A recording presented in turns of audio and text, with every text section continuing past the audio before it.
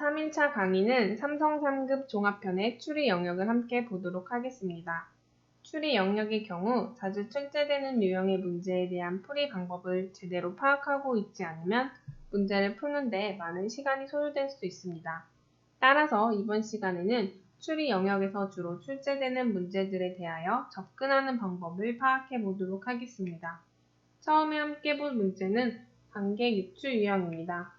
관계 유추의 경우 2개 또는 3개의 단어를 선택지에 제시하고 이들 단어 간의 관계를 파악하여 관계가 서로 다른 나머지 하나를 찾도록 하는 문제 유형입니다.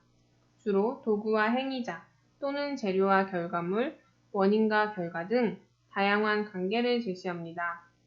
여러 문제를 풀어봄으로써 출제될 수 있는 단어들의 다양한 관계를 익혀 실제 시험에서 빠르게 답을 찾아내도록 연습해야 합니다. 그러면 문제를 함께 풀어보도록 하겠습니다. 다음 짝지어진 단어 사이의 관계가 나머지와 다른 하나를 고르면 1번 선택지를 보면 견사와 비단의 관계로 여기서 견사는 비단을 짜는 시를 말합니다. 즉, 견사는 비단을 만드는 재료가 되므로 이 둘의 관계는 재료와 가공품의 관계로 볼 수 있습니다. 다음으로 2번 선택지를 보면 오디와 뽕잎의 관계로 여기서 오디는 뽕나무의 열매이고 뽕잎은 말 그대로 뽕나무의 잎을 말합니다. 결국 오디와 뽕잎은 뽕나무의 열매와 잎으로 뽕나무라는 하나의 전체를 구성하고 있는 부분들의 관계로 볼 수 있습니다. 그렇다면 1번과 2번의 관계가 서로 다르므로 나머지 선택지를 더 확인해서 답을 찾아보겠습니다. 3번 선택지를 보면 콩과 두부의 관계로 콩은 두부를 만드는 재료가 되므로 1번과 마찬가지로 재료와 가공품의 관계로 볼 수 있습니다. 나머지 4번, 5번 선택지도 확인해 보면 4번의 포도는 와인을 만드는 재료가 되고 5번의 우유도 치즈를 만드는 재료가 됩니다.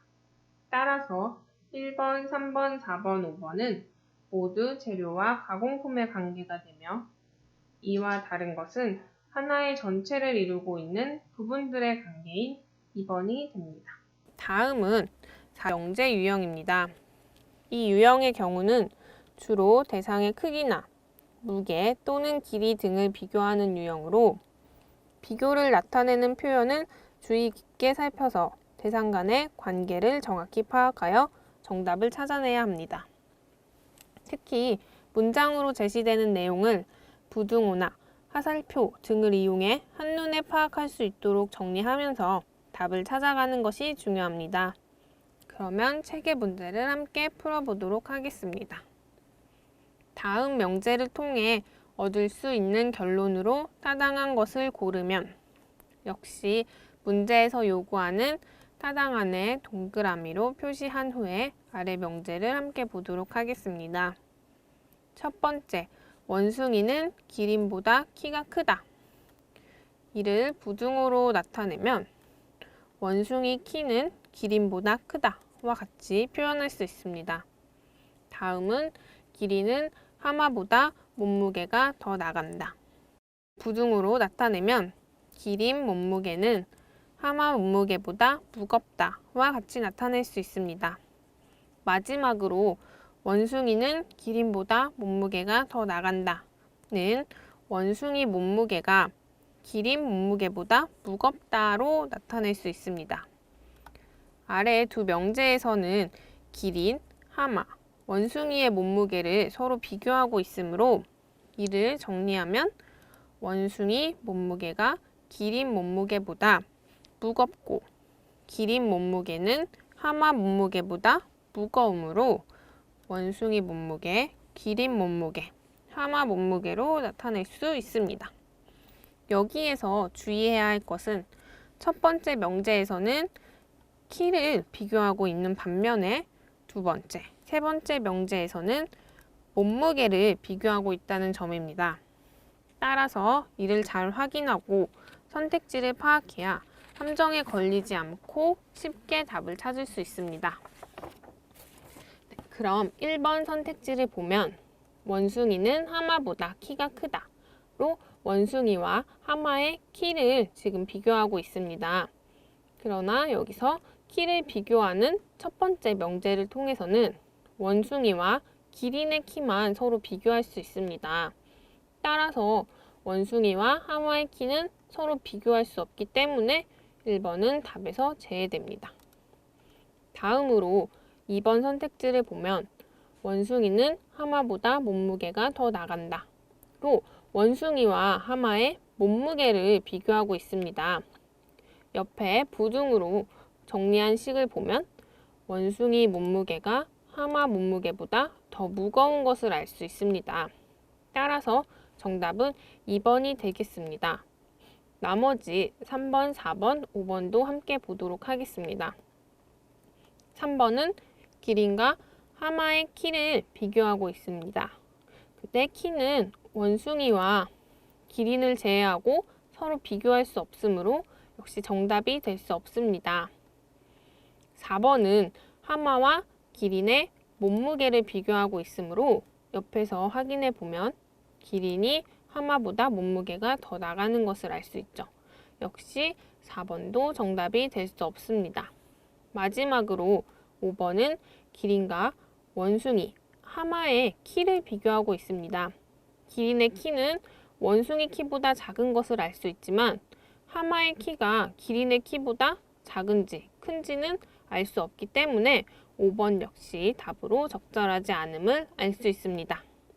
따라서 2번이 확실한 정답이 됩니다. 이런 명제 유형은 비교하는 언어 표현을 헷갈리게 사용하여 수험생들을 함정에 빠지도록 유도합니다. 따라서 대상의 관계를 명확히 파악할 수 있도록 부등호나 화살표 등 자신만의 표현을 활용하여 정리해 두는 것이 좋습니다. 다음으로 함께 볼 대표 유형은 3단 논법 유형입니다. 앞에서 본 명제 유형과는 다르게 주로 A이면 B이고 B면 C이므로 A이면 C이다 와 같은 형식의 3단 논법을 활용하여 문제를 해결할 수 있습니다. 이때 참인 명제의 대우는 항상 참이 된다는 것을 이해하고 있어야 합니다.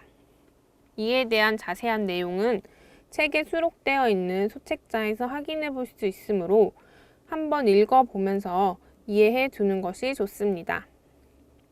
또한 앞에서 본 명제 유형처럼 긴 문장의 명제를 단순화하여 도식화하면서 문제를 풀어나가는 것이 중요합니다. 주로 P, Q, R, S 또는 A, B, C 등 이런 알파벳을 이용하여 단순화하면 쉽게 정리할 수 있습니다. 그러면 책의 문제를 함께 보도록 하겠습니다. 주어진 명제가 참일 때 다음 빈칸에 들어갈 명제로 가장 적절한 것을 고르면 문제에서 요구하는 적절한에 동그라미 표시를 한 후 아래 명제를 보도록 하겠습니다. 먼저 첫 번째 명제는 공부를 하지 않으면 시험을 못 본다 라고 되어 있습니다. 이를 정리하기 전에 주로 문장은 먼저 긍정문의 형태로 정리하는 것이 좋습니다. 긍정문의 형태를 알파벳으로 표시해주고 부정의 표현일 경우 물결 표시나 X 등을 활용하여 도식화하는 것이 좋습니다. 그러면 첫 번째 명제를 정리해 보겠습니다. 공부를 하지 않으면 여기서 공부를 하다를 P로 보고 시험을 못 본다. 그래서 시험을 잘 본다를 Q로 보도록 하겠습니다. 그러면 첫 번째 명제는 P가 아니면 Q가 아니다로 도식화할 수 있겠죠. 이와 같은 방법으로 세 번째 명제를 보면 공부를 하지 않으면 성적이 나쁘게 나온다. 여기서 공부를 하다는 앞에서 P로 보았고 성적이 나쁘게 나온다. 그래서 성적이 잘 나온다를 R로 보도록 하겠습니다. 이를 정리하면 P가 아니면 R이 아니다가 되겠죠. 이때 P가 아니다가 바로 R이 아니다로 성립이 되려면 이 사이에 Q가 아니다와 R이 아니다가 연결해주는 명제가 들어가야 합니다. 따라서 이 안에 들어갈 수 있는 명제는 Q가 아니면 R이 아니다 또는 이 명제의 대우인 R이면 Q이다가 됩니다. 이를 선택지에서 찾아보면 먼저 Q가 아니다는 시험을 못 본다가 되는데 선택지의 앞부분에서 이를 찾아볼 수 없기 때문에 대우인 R이면 Q이다를 선택지에서 찾아보도록 하겠습니다. 즉, 성적이 잘 나오면 시험을 잘 본 것이다 이므로 이를 찾아보면 5번 선택지가 정답이 되는 것을 알 수 있습니다. 따라서 정답은 5번이 되겠습니다.